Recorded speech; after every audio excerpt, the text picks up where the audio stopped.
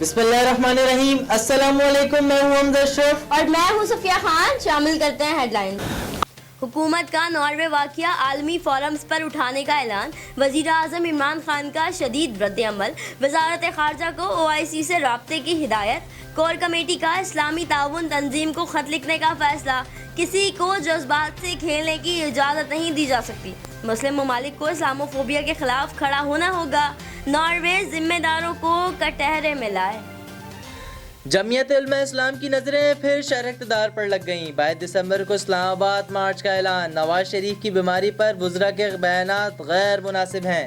हुकूमती अरकान की कारकर्दगी को खोदा पहाड़ निकला चूहा के मुतरादिफ करार दे दिया। महंगाई कम करने का टाइम फ्रेम नहीं दे सकते। मईशियत दुरुस्त सिमत पर आ चुकी है मगर आवाम तक असर पहुंचने में देर लगेगी। मुशीर तिजारत अब्दुल रज़्ज़ाक दाऊद ने कहा है कि महंगाई कंट्रोल कर रहे हैं। मुख्तलिफ शोबों में इस्लाहात जारी हैं। ये इशूज़ विरसे में मिले हैं।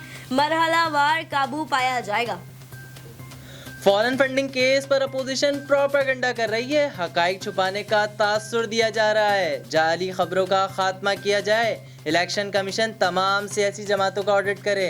फिरदौस आशिक अवान ने कहा, नवाज शरीफ की बीमारी की तशखीस सामने नहीं आ सकी।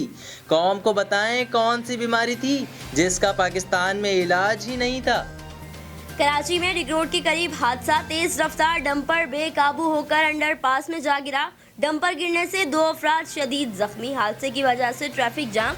एम्बुलेंसेस पहुंचने में मुश्किलात का सामना। डंपर को हटाने के लिए हैवी मशीनरी तलब कर ली गई। सी पैक पर मुतनाज़े अमरीकी बयान। पाकिस्तान का मुंह तोड़ जवाब। वज़ीर ख़ारजा ने कहा, मंसूबा जारी रहेगा। सी पैक फेज़ 2 का आगाज़ हो गया। अब अमरीका को सरमायाकारी की दावत देते हैं। मजीद बोले, सिंध हुकूमत जरदारी केस में रुकावट थी। मौलाना को इस्लामाबाद से जो मिला वो ही बता सकते हैं। फिलहाल इतना ही। मजीद खबरों और अपडेट्स के लिए विजिट करें हमारी वेबसाइट csmlive.tv। इसके अलावा आप हमें फेसबुक और ट्विटर पर भी ज्वाइन कर सकते हैं। देखते रहिए CSN।